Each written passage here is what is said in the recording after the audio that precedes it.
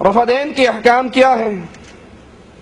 رسول اللہ صلی اللہ علیہ وسلم کی حدیث صحیح بخاری میں موجود ہے، ابن عمر سے روایت ہے کہ اللہ کے نبی علیہ الصلوۃ والسلام جب نماز پڑھتے، افتتاح کرتے، نماز کا آغاز کرتے، اپنے دونوں ہاتھوں کو کندھوں کے برابر اٹھاتے، جب رکوع میں جاتے دونوں ہاتھ کندھوں کے برابر اٹھاتے، جب رکوع سے سر اٹھاتے تب بھی دونوں ہاتھ کندھوں کے برابر اٹھاتے، جب 2 رکعتیں پڑھ کے تیسری رکعت کے لیے کھڑے ہوتے، 3 رکعتوں والی نماز یا 4 رکعتوں والی نماز، تو پھر بھی اللہ کے رسول صلی اللہ علیہ وسلم اپنے ہاتھوں کو کندھوں کے برابر اٹھاتے، رفع الیدین کرتے۔ یہ اللہ کے نبی صلی اللہ علیہ وسلم کی سنت ہے۔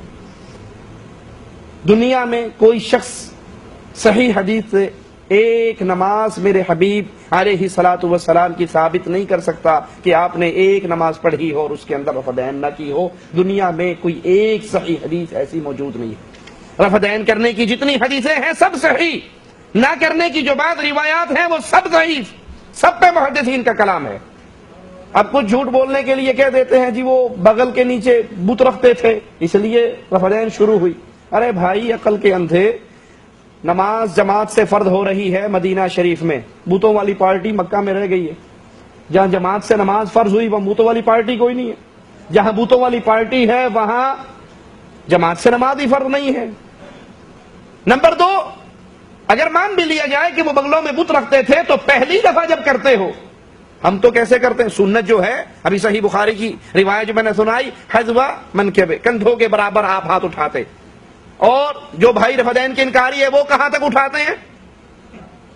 ٹھیک ہے، تو جب یہ پہلی دفعہ اٹھائی تو وہ بت صاحب نیچے گرے یا نہیں گرے؟ وہ کوئی ایلفی لگا کے تو نہیں لاتے تھے جو چپٹ جاتے ہو نیچے نہ گرتے ہو، تو پہلی بھی چھوڑ دو، یہ کیوں کرتے ہو؟ بت تو ختم ہو گئے۔ نمبر 3، وہ بڑے بے وقوف تھے جو بغلوں میں بت لاتے تھے، جیب میں ڈال کے کیوں نہیں لاتے تھے؟ انہیں اتنی عقل نہیں تھی کہ جیب میں ڈال لیں۔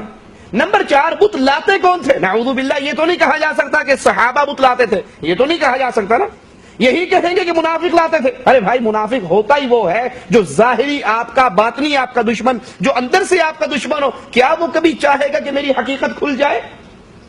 جب منافقین کے بت گرتے تھے تو عمر کی تلوار کہاں تھی؟ وہ تو چاہتے یہ تھے کہ کسی کو پتہ نہ لگے، اللہ وحی کر کے بتاتا تھا کہ یہ منافق ہے۔ اس لیے یہ مولویوں کی بنائی ہوئی ڈھکوسلے والی بات ہے، دنیا کی کسی کتاب کے اندر موجود نہیں ہے۔